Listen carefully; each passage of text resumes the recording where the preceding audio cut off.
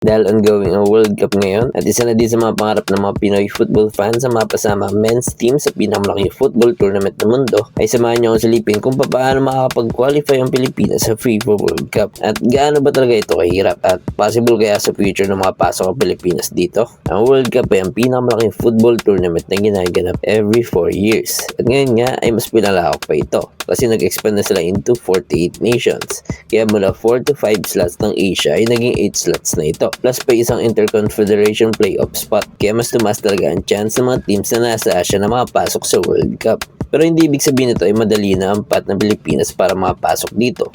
Gawin nating basis ang last qualification para sa 2026 World Cup. Ang AFC o Asian Qualifiers ay binubuo ng 5 rounds. Una munang hinahati ang mga teams based sa world rankings. Ang mga bansa na rank 1st to 9th ay mapupunta sa Pot 1. Pot 2 naman ang rank 10 to 18th at sa Pot 3 naman ay ang 19 to 26. Itong tatlong pot na to ay exempted na sa first round at automatic na silang qualified sa second round ng Asian Qualifiers. Sa first round naman ay maglalaro ang mga natitirang low rank teams. Nahati din sila sa dalawang pot. Ang Pot 1 ay makakarap ang nasa Pot 2 depende sa result ng draw. May 2 legs sa first round at via aggregate malalaman kung anong team ang mag-a-advance sa next round. Sa second round dito na makikita ang mga teams na may experience sa World Cup at madalas na nanalo sa Asian Cup tulad ng Japan, Saudi Arabia at South Korea. Pero bago magsimula ang second round, din munang hatiin ang mga teams based ulit sa world rankings para maging balance ang every group. Sa 2026 Asian Qualifiers ay hinati sa 4 na pots ang 36 teams nang pasama ang Pilipinas sa Pot 3. Kaya expected talaga ng second round pa lang makakaharap mo ng mga top teams. Nagkaroon ng 9 groups ng round 2 which composed ng 4 teams at ang top 2 teams lang ang mag-advance sa next stage. Also dahil sabay na din dito ang Asian Cup qualifiers ay pasok na din ang top 2 teams sa next Asian Cup at ang bottom 2 naman ay maglalaban na lang para sa natitirang spots ng AFC Asian Cup. As qualifiers nga ay napasama ang Pilipinas sa Group E kung saan napagrupo tayo kontra sa World Cup participant ngayon na Iraq at ang dalawang kapitbahay natin na Indonesia at Vietnam. Unfortunately lang ay dito na natapos ang World Cup hope ng Pilipinas at sa history ay hindi pa tayo nakalagpas ng round 2. Pagdating naman third round ay 18 teams na lang natira. Dito na din malalaman ng 6 teams na mapag-qualify sa World Cup. Hinati muna ulit ang 18 teams sa 6 spots based sa world rankings bago gawin ang draw para hatiin sila sa 3 groups na composed of 6 teams. Then same na round 2 ay double round robin ulit ito at ang top 2 teams na nga papasok sa World Cup. Then ang pang-4 at pang-5 na tatlong groups ay mag-advance sa 4th round para naman paglabanan ng 2 spots pa natira.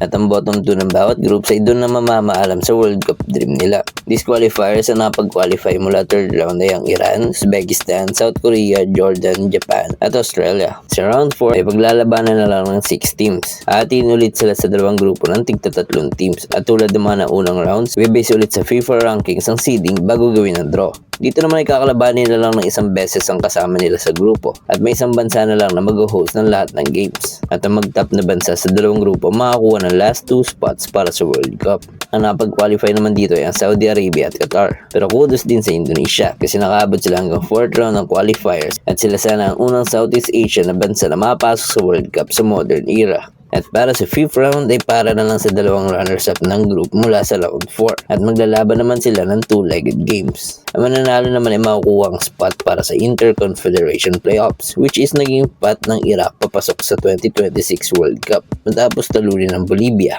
Kung titingnan, hindi talaga madali ang path papasok sa World Cup. Madaming din talunin ng Pilipinas ng mga big teams dito sa Asia para maabot kahit 3rd round. Ang best round ng Pilipinas sa World Cup qualifiers para sa akin ay noong 2018 qualifiers dahil nakasabay tayo sa mga bigati na bansa dito sa Asia like Uzbekistan, North Korea, Bahrain at Yemen. Tinapos natin ang qualifiers na yun as 3rd place ng Group H with 10 points na may 3 wins, 1 draw at 4 na talo na naging tulay din sa atin para sa first Asian Cup appearance ng bansa. At sana in the future may pagsabayan na din tayo sa mga top teams ng Asia at magkaroon ng chance makapasok sa World Cup. Lalo na next World Cup ay balak gawin ng 1x 64 team tournament dahil na din sa 100-year anniversary ng torneo. Maliit ang chance pero di naman masama mangarap, di ba? Na balang araw, Pilipinas naman ang sinusuportahan natin sa biggest tournament ng mundo.